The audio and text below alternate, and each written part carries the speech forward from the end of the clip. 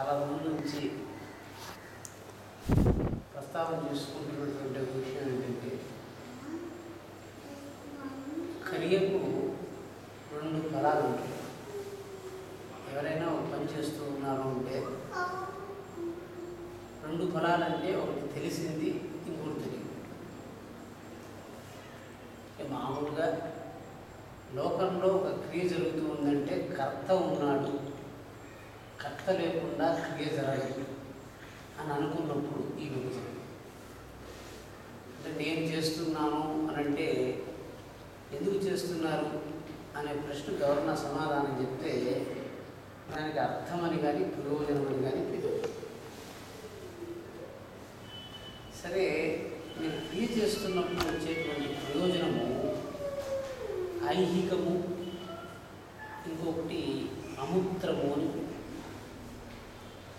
ఐహికము అంటే మీరు చేస్తున్నటువంటి కర్మల చోటే ఫలం దొరుకుతుంది. అమూత్రం అంటే కర్మ చేస్తున్న చోటు కాకుండా ఇంకో చోట ఫలం దొరుకుతుంది. ఫలం అంటే ఏంటి? ఫలం అంటే ఏంటంటే కర్త నుంచి క్రియను వేరు చేసేది ఫలము. ఎప్పుడైనా మనం క్రియ చేస్తూ ఉన్నాము అంటే ఆ క్రియను మనం ఎప్పుడు వదిలిపెడతాము? ఫలం దొరికిన వెంటనే ఆ క్రియను మనం వదిలిపెట్టేస్తాం. పిల్లలు పరీక్షలు చదువుకుంటున్నారు, వాటి పరీక్ష రాసేస్తే చదవటం వల్ల పని అయిపోయింది అని అంటే పరీక్ష రాసేంత వరకే చదువుకోవడం అనేటువంటి కర్మ అని అనుకున్నారు కదండి. అంటే లోకంలో జీవుల నుంచి కర్మను వేరు చేయటానికి ఒకానొక కొలత పెట్టుకుంటే ఆ కొలత పేరు ఫలం. అంటే ఒక చెట్టు ప్రతిరోజు తన యొక్క శ్రమంతా చేసి అది పత్రం, పుష్పం, కాండం, మూలం వీటి తయారు చేస్తూ ఉంది. కానీ అది ఒక పనిని ఎప్పుడు ఆర్పిస్తుందనంటే వెంటనే తన శక్తినంతా తీసుకుని పువ్వుగా మార్చి పువ్వును కాయ చేసి కాయను పండుగ చేసుకుని ఎందుకు చేసిందో ఏదో ఒక రోజు ఉన్నట్టు ఆ పండును వదిలిపెట్టేసి ఆ చెట్టు పండు పూర్తిగా పట్టుకుని నాదే అని అనుకోలేదు. అంటే వృక్షం కూడా తాను చేస్తున్నటువంటి కాయని మామిడి పండు అట్లే చెట్టులో ఉండి విడిపోవటం లేదు, ఒక దశలో పడిపోతా ఉంది. అంటే లోకంలో క్రియ జరుగుతుంది అంటే క్రియ ముగిసిపోయి క్రియ కర్త నుంచి వేరైపోతుంది అని చెప్పేటువంటి సందర్భం వచ్చింది అంటే దాని పేరు ఫలం. అంటే ఇప్పుడు ఏం ఫలం అని మనం అడుగుతూ ఉంటే ఏవైనా క్రియలు చేస్తున్నప్పుడు ఆ క్రియను ఎప్పుడు వదిలిపెట్టేస్తామని మనం అడుగుతున్నాం. ఇప్పుడు చదవటం వల్ల ఫలం ఏమి? జ్ఞానవాప్తి. అంటే జ్ఞానాన్ని పొందడం చదవటం వల్ల ఫలం. అంటే జ్ఞానం వచ్చేస్తూనే ఒకడు చదువు నిలిపిస్తుంది. అంటే ఫలం ఏంది అని ఎప్పుడైనా ఎవరైనా అడిగితే ఫలం వల్ల మనం తెలుసుకోవలసిన విషయం ఏంటంటే ఫలం తెలుస్తూనే జీవుడు కర్త క్రియ నుంచి వేరైపోయి నాకు క్రియకు సంబంధం లేదు అని చెప్పేటట్లుగా జీవుడు కనిపిస్తాడు. ఏమండి? అంటే ఇప్పుడు లోకంలో జరుగుతున్న అన్ని క్రియలకు ఒక ఫలం ఉంది. అంటే ఏంటంటే ఏ క్రియను మొదలుపెట్టినా ఆ క్రియను ఎప్పుడు వదిలిపెట్టేస్తామనేటువంటి జ్ఞానాన్ని కర్త సంపాదించి ఉండటానికి ఫలజ్ఞానం. అంటే ఉదాహరణకి జీవులు చేస్తున్నటువంటి క్రియలు ఏవి? క్రియాసిద్ధి వచ్చిందంటేనే పరమాత్ముడికి ఉపకరణాలతో సంబంధం. అంటే పరమాత్ముడికి కళ్ళతో సంబంధం, పరమాత్ముడికి చెవులతో సంబంధం, మాట్లాడటంతో సంబంధం, నడవడంతో సంబంధం, చేతులతో సంబంధం. భగవంతుడు ఎందుకు చూస్తాడు? ఫలం చెప్పాలి. ఎందుకు చూస్తాడు అని అడిగాను అనుకోండి, చూడటం ఎప్పుడు వదిలిపెడతాడు నాకు లోపల పెట్టుకుంది. ఫలం ఏమిటి? నేను చూడటం వల్ల ఫలం ఏమిటి అని అడిగినానంటే అర్థం ఏమిటి? చూడటాన్ని మనం ఎప్పుడు వదిలిపెట్టేస్తాము. వినటం వల్ల ఫలం ఏంటి అని అడిగాను అనుకోండి, వినటాన్ని ఎప్పుడు వదిలిపెట్టేస్తారు అని అడిగాను. శరీరం వల్ల ఫలం ఏంటి అంటే శరీరాన్ని ఎప్పుడు వదిలిపెట్టేస్తారు అని మీరు చెప్పాలి. అంటే ఎప్పుడు కూడా గుర్తుపెట్టుకోండి, భగవంతుడు కర్మణ్యేవాధికారస్తే మా ఫలేషు కదాచన మా కర్మ ఫలహేతుర్భూ మాదే శృంగోశ్చ కర్మణి అని భగవంతుడు కర్మ గురించి చెప్పాడు. కర్మణ్యేవ అధికార అంటే ఎప్పుడు గుర్తుపెట్టుకొని ఎప్పుడు ఫలం గురించి యోచిస్తున్నారో అప్పుడు జీవుడికి మృత్యు వస్తుంది. ఎందుకని మనకు శరీరంతో ఉన్న సంబంధాన్ని వదిలిపెట్టేయడానికి కారణం దొరుకుతూనే అయ్యా ఇంకా నాకు చూడవలసిన పని లేదు, చూడటం వల్ల పొందవలసిందంతా నేను పొందాను కాబట్టి ఇంకా చూడవలసింది లేదు అంటే అర్థం ఏంటి? నా కళ్ళు వద్దుని కదా అర్థం. వినవలసింది లేదు అంటే మీరు ఎంతకాలానికి చూడటాన్ని ఆపుతారు, వినటాన్ని ఆపుతారు, వెళ్ళటాన్ని ఆపుతారు, చేయటాన్ని ఆపుతారు అనేటువంటి జ్ఞానమే ఫలవాప్తి జ్ఞానం అని పేరు. అందుకే భగవంతుడు ఏం చెప్పాడు? జీవుడు సశరీరంగా ఉండాలంటే ఫలజ్ఞానాన్ని పట్టుకోకుండా కేవలం నమాం కర్మాణి లింపంతి నమే కర్మఫలే స్పృహ ఇది మాం యో జానాతి కర్మణానో నబధ్యతే అని భగవంతుడు చెప్పాడు. అంటే ఏంటంటే నేను చేస్తున్న కర్మల వల్ల నమాం కర్మాణి లింపంతి అంటే ఇప్పుడు ఏం లేదండి, మీరు ఒక క్రియ చేశారు. రెండో దోషం ఏంటంటే ఆ క్రియ చేయటం వల్ల మీరు ఇంకొక క్రియ చేయవలసి వస్తుంది. ఉదాహరణకి ఉప్పు తిన్నారు, దాహం వచ్చింది అంటే ఉప్పు తిన్న వాళ్ళందరూ నీళ్లు తాగాల్సినట్టుగా ఉంది. నీళ్లు తాగిన వాళ్ళందరూ మూత్రం చేయవచ్చు. చూసారా, ఒక క్రియ చేస్తే ఇంకొక క్రియ చేయకపోతే మీకు శాంతి ఉండదు. దీన్నే కర్మలేపం అంటారు. కర్మలేపం అంటే ఒక పని మీరు చేశారు మీ ఇష్టంతో, నాకు కావలసిన పని ఇదే, రెండో పని నేను కోరటం లేదు. అంటే ఏమిటి? ఉప్పు తినటం నేను కోరాను, కానీ నీళ్లు తాగటాన్ని ఉప్పు కోరుతుందని నేను కోరటం. అంటే ఎప్పుడు కూడా మనం ఒక క్రియను చేస్తున్నాము అంటే ఆ క్రియ రెండో క్రియ చేస్తున్నట్లుగా మనల్ని చేస్తే దానివల్ల మనకు కర్మబంధం వస్తుంది. కర్మబంధం అంటే ఏంటి? We are constrained to do what we don't want really to do. Only one thing we want to do, ఒక్కదాన్నే మనం చేయాలనుకుంటాం. రెండోది వచ్చి దానివల్ల అది చేస్తుంది. ఇప్పుడు మనం ఇక్కడికి వచ్చాను, నేను మళ్ళీ తిరుపతికి వెళ్ళాలి.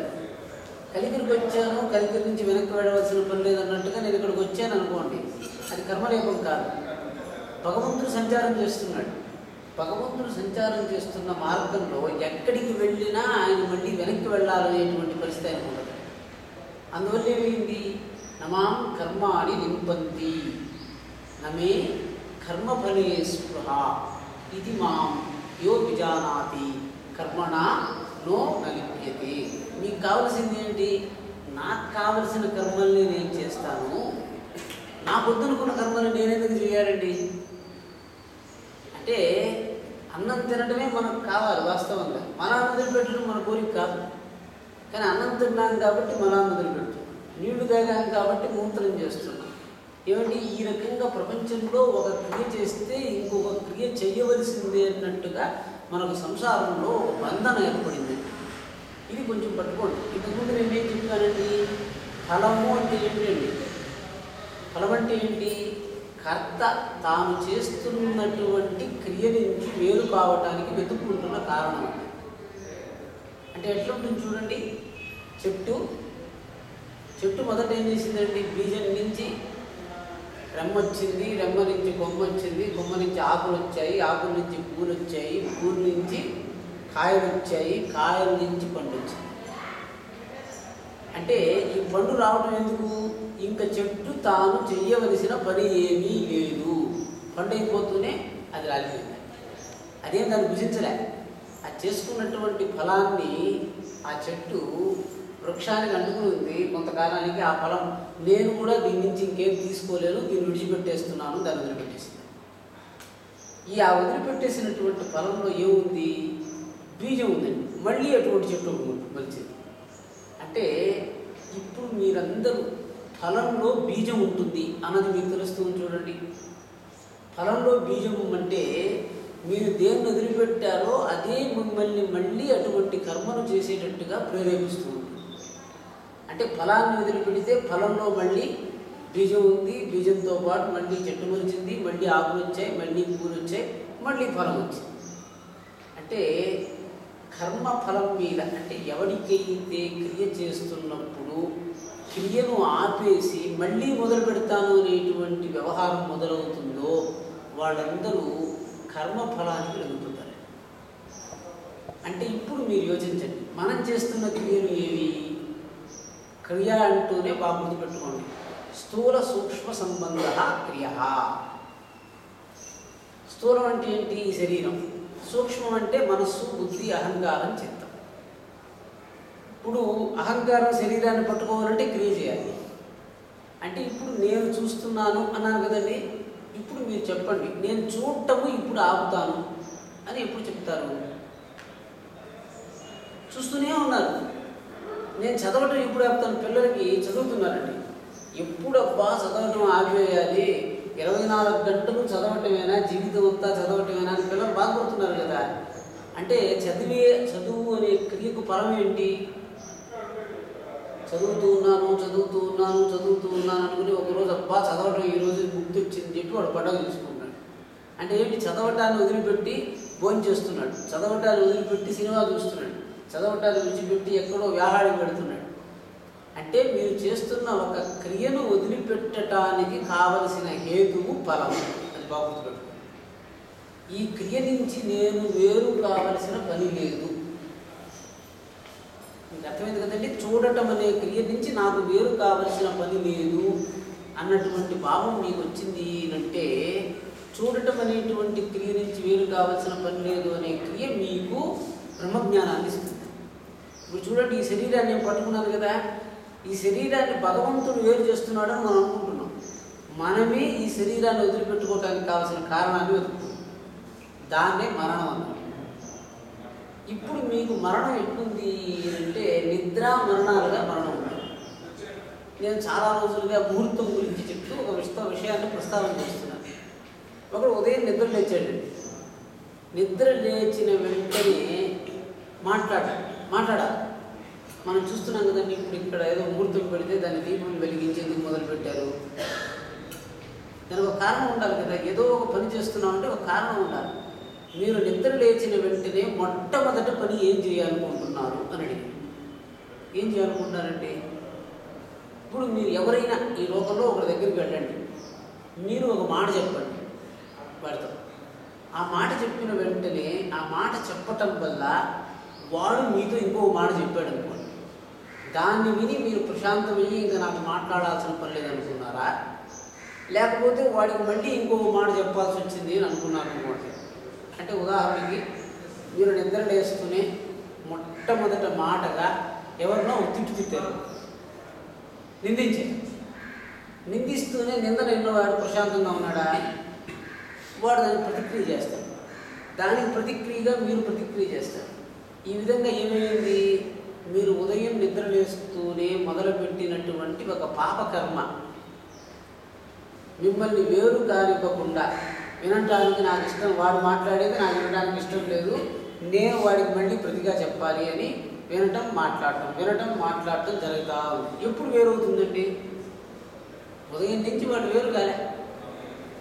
భగవంతుడు ఏం చేశాడంటే, వీళ్ళు మూర్ఖులు, ఈ క్రియ నుంచి వీడు తప్పించుకునేటట్టుగా లేదు కాబట్టి ఈ క్షణంలో వాడికి శక్తి లేకుండా చేస్తే వాడికి నిద్ర వస్తుంది, నిద్ర వస్తే అన్ని క్రియల నుంచి వాళ్ళు వేరైపోతారు అని పరమాత్ముడు కల్పించాడు.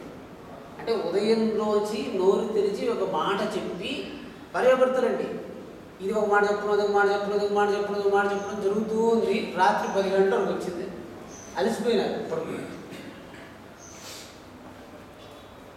పడుకుంటూనే మళ్ళీ నిద్రలేసి ఏం చేశారు? ఏం మాట మాట్లాడాలి? నిన్న రాత్రి మాట్లాడుకున్న మాటతోనే మొదలుపెట్టారు అనుకోండి, అదే జన్మాంతర సంబంధం. నిన్న రాత్రి మాట ఎందుకండి? కన్సిడరబుల్ గ్యాప్ ఈజ్ గివెన్, మనకు కావలసినంత గ్యాప్ ఇచ్చాడు. మళ్ళీ శుభమైనటువంటి వాక్యాన్ని మొదలు పెట్టడానికి అవకాశం ఇస్తుంది. కానీ మనం ఏం చేసాము? మళ్ళీ నిన్న రాత్రి కొట్టుకున్నటువంటి విషయంతోనే మళ్ళీ రోజు మొదలుపెట్టామనుకోండి. ఇప్పుడు గుర్తుపెట్టండి, మీరు చేసినటువంటి ఒక కర్మ నుంచి మీరు వేరు కాలేకుండా ఇదే పనిని జీవితకాలం చేస్తున్నట్టుగా మీరు చేసుకుంటే దాన్నే జన్మాంతరకృత ప్రారంభ సంచిత కర్మలు అంటే నిన్న చేసిన పనికి మళ్ళీ ఈరోజు నాకు మొదలు అవసరం లే, నాకు అర్థమైపోతుంది. నా కుమార్తెతో నేను మాట్లాడుతున్నా, నా పుత్రుడితో నేను మాట్లాడుతున్నా. ఆ మాట్లాడేది ఎట్లుండాలి? ఇంకా మాట్లాడవలసిన పని లేదు, వాడికి అన్నీ తెలిసిపోయింది. నేను మాట్లాడటం వల్ల నాకు సంతోషం అంటే మాట్లాడాడు, మాట్లాడటం వల్ల నాకు కష్టంగా ఉంది అని అనుకునేటట్టు ఒక పుత్రిక పుత్రుడు ఇద్దరు కూర్చుకుని మాట్లాడుకున్నారు అనుకోండి, కేవలం మాట్లాడుకోవటం వల్ల వాళ్ళిద్దరు శత్రువులు లేదు. చూడండి, ఉదయం లేచి ఒక తల్లి లేచేవమ్మా నిద్ర లేదే 10 గంటలు అయ్యింది ఇంకా నిద్ర లేదే అంటే నువ్వు ఎన్ని గంటలకు నిద్ర లేచావని అడిగింది పుత్రిక. నన్ను అడగటం ఎందుకు, నిన్ను సరిచేద్దామని కదా నీకు చెప్తున్నానంటే ముందర నువ్వు చేసి నాకు చెప్పాలి. చూడండి డైలాగ్ పోతుంది. కానీ ఇద్దరికీ ఈ మాట్లాడటం మీద ఇష్టం లేదండి.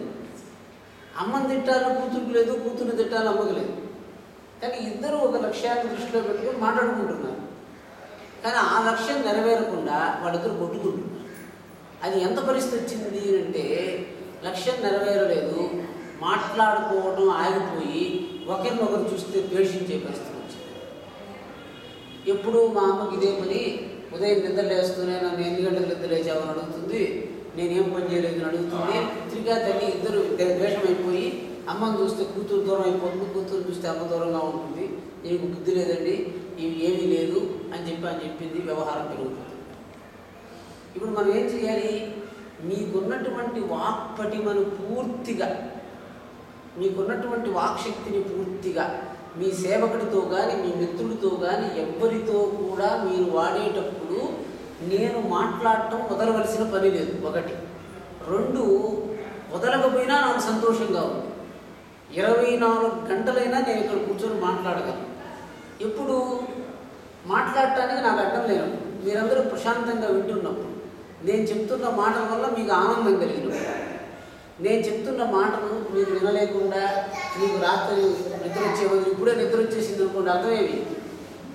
ఎప్పుడైనా మీరు ఎవరన్నా వింటున్నారు అనుకోండి, మధ్యలో మీకు నిద్ర వచ్చేస్తుందండి. ఎందుకని? వినటం ఇష్టం లేదు కాబట్టి. అంటే శ్రవణ వేళాయాం జీవస్య నిద్రా ఉపస్థితి కర్మ నిరతత్వం అన్నాడు.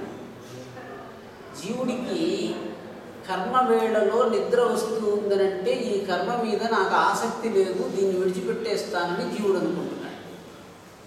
ఇప్పుడు మీకు ఇష్టమైనటువంటి పనులు జరుగుతూ ఉంటే మీకు నిద్ర రాదు, ఆకలి ఉండదు, భయం ఉండదు, కర్మ నుంచి వేరు కాదు. అంతే కదండి, మీరు చేస్తున్న పని నుంచి మీకు వేరు కావటంలే. అందువల్ల ఫలం ఏంటి?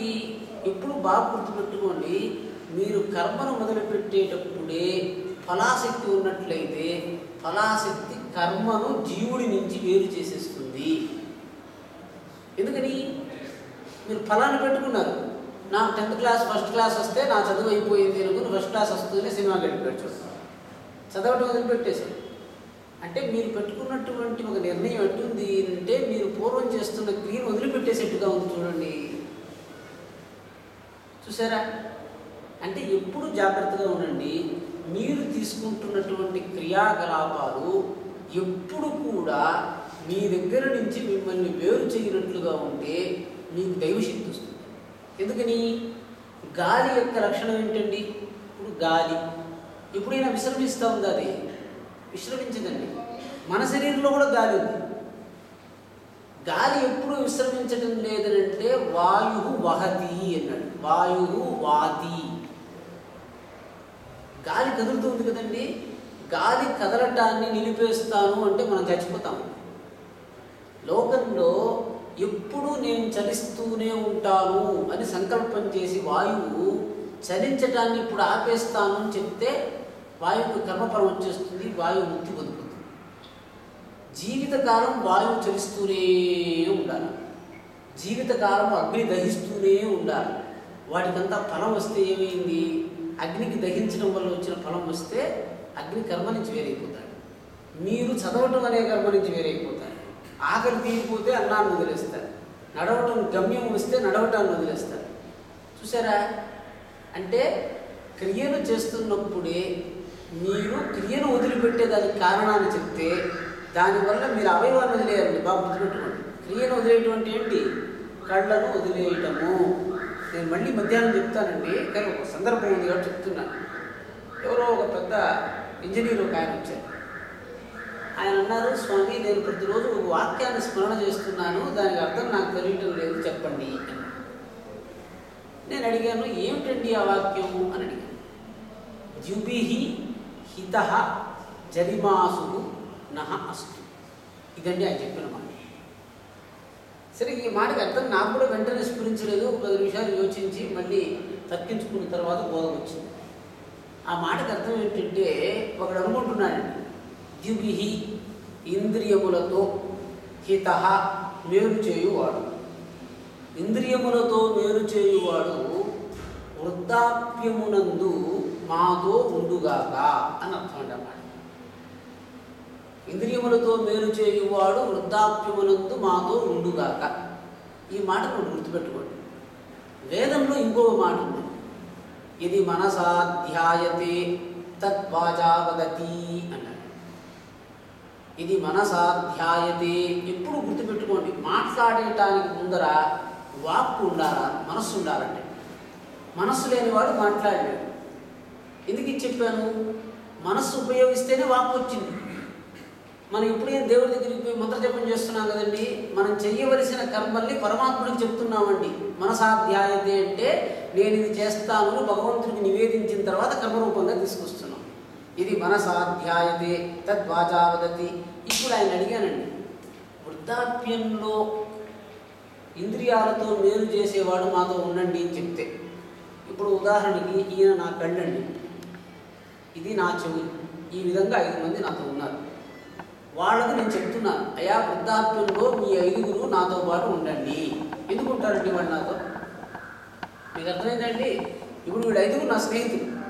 నాకు చిన్నతనం నుంచి నేను చూడాలనుకున్నదంతా చూపించాడు, నేను వినాలనుకున్నదంతా వినిపించాడు, వెళ్ళవలసిన చోటికి తీసుకెళ్ళాడు, తినవలసింది తినిపించాడు, అన్నీ రుచి చెప్పాడు. అంటే ఇవన్నీ చేస్తున్న ఈ 5గురు వీడు చిన్నతనంలో నాతో పాటు ఉన్నారండి. ఈ స్నేహం ఏమైంది? వృద్ధాప్యం వచ్చేటప్పటికి ఈయన ఉన్నటువంటి, సార్ మీకోసం నేను వినండి అన్నాడు. ఈ చెవులు నేను ఉపయోగించాలంటే వాడు చెవిటి వాడైపోయినాడు. ఈ కళ్ళు ఉపయోగించాలంటే వాడు గుడ్డివాడైపోయినాడు. నేను మింగను అంటే వాడికి ఆకలి చచ్చిపోయింది. నడవలేనంటే గుడ్డివాడైపోయినాడు. ఎందుకు ఇది చెప్పాను అంటే, వృద్ధాప్యంలో ఈ 5గురితో ఎట్లా స్నేహం చేయాలి. నాకు 5 మంది ఉన్నారండి. ఎంత జాగ్రత్తగా స్నేహం చేస్తే ఈ 5గురు చచ్చే పర్యంతం నాతో ఉంటారు. మీరు 5గురు స్నేహితులు జీవితకాలం పెట్టుకొని ఉండాలి, అంతే కదండి. వాడితో నాకు స్నేహానికి కారణం లేదనుకోండి, వాడు ఒకరోజు నన్ను వదిలిపెట్టేస్తారు.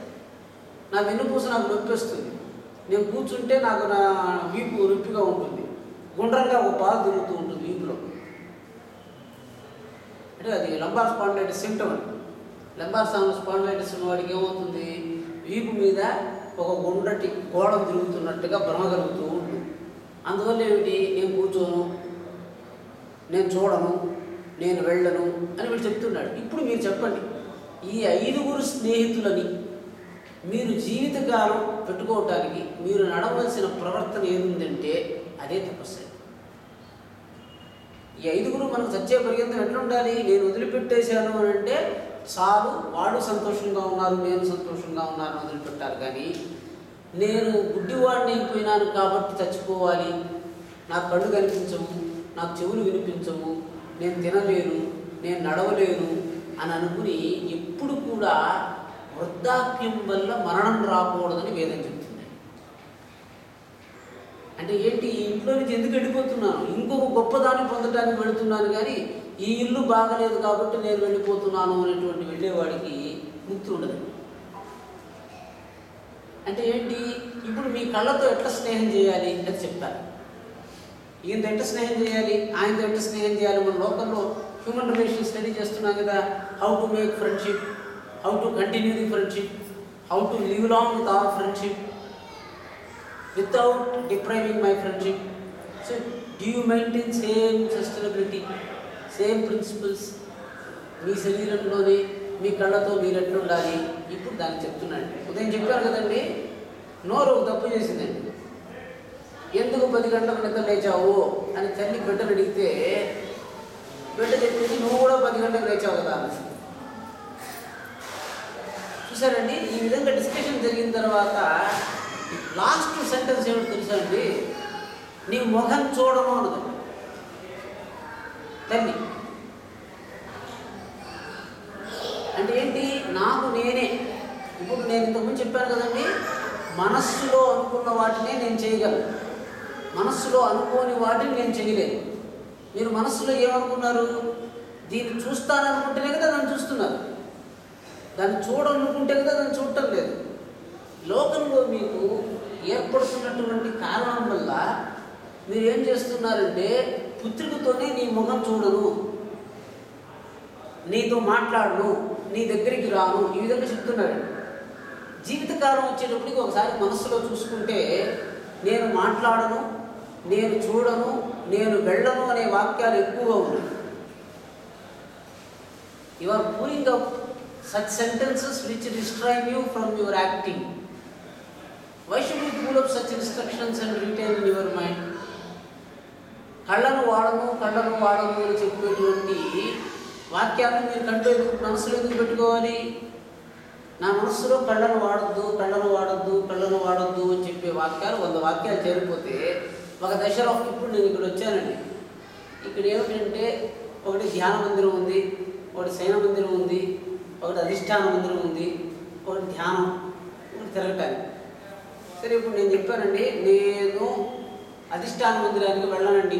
ఏమంటే పూజారి సరిగా లేడు అన్నాడు. సరే, కొంతసేపటికి ఏమైందంటే, నేను ధ్యాన మందిరంలో కూడా బాగలేదండి, వాడు ఎవరు సరిగా చేయటం లేదు, నేను వెళ్ళాను. సో ఇప్పుడు వాక్యాలన్నీ చెప్పానండి. ఎన్ని వాక్యాలు? అక్కడికి వెళ్ళను, ఇక్కడికి వెళ్ళను, ఇక్కడికి వెళ్ళను. నేను వెళ్ళే వాక్యాలు ఎన్ని ఉన్నాయండి? ఇప్పుడు చెప్పండి. చుట్టూ తిరుగుతాను, ఇంక లోపలికి వెళ్ళాల్సిన పని లేదు. మీరే చెప్పేస్తున్నారు, నేను ఆయనతో మాట్లాడను, ఆయన చూడను. మీకు మీరు అనుకున్న వాక్యాలు మీరు చేయకుండా ఉంటారా? అది చెప్తున్నాను. మీకు మీరుగా మీరు చెయ్యను అని చెప్పేటువంటి క్రియారహితమైనటువంటి వాక్యాలని అంతఃకరణంలో ఎవడు ఒప్పుకుంటాడు? అయ్యా, నేను నడవలేను, నాకు నడుము నొప్పిగా ఉంది, నేను నిద్రపోవాలి, నేను ఎక్కువసేపు ప్రయాణం చేయను, ఒకరు అనుకుంటున్నారు, నాతో పాటు నివసిస్తున్నవాడు. అటు అనుకోవటం వల్ల ఏమైపోయింది? నేనే అనుకుంటున్నాను నాకు నడుము నొప్పిగా ఉంది, ఇంకా అది ఎటు తగ్గుతుంది? నేను చూడను, ఎటు తగ్గుతుంది? ఇప్పుడు ఆయన అడిగానండి, జుబిహి హితః జరిమాసు నహాస్తు అని చెప్తున్నావు. ఇంద్రియాలతో మేలు చేసేటువంటి వాళ్ళు నాతో ఉండాలని నువ్వు చెప్తున్నావు, కానీ దానికి కావలసిన పని ఒకటి కూడా చేయటం లేదే. నువ్వు ఇంద్రియాలతో మేలు పొందాలని నువ్వు సంకల్పించి ఉంటే ఇంద్రియాలను కాదనే మాట నువ్వు ఒక్కటి కూడా చెప్పద్దు. చూడననే మాట చెప్పకూడదు. మీరు బాగా గుర్తుపెట్టుకోండి, వేదం చెప్పిందండి. ఉపాసన అంటే ఏంటి?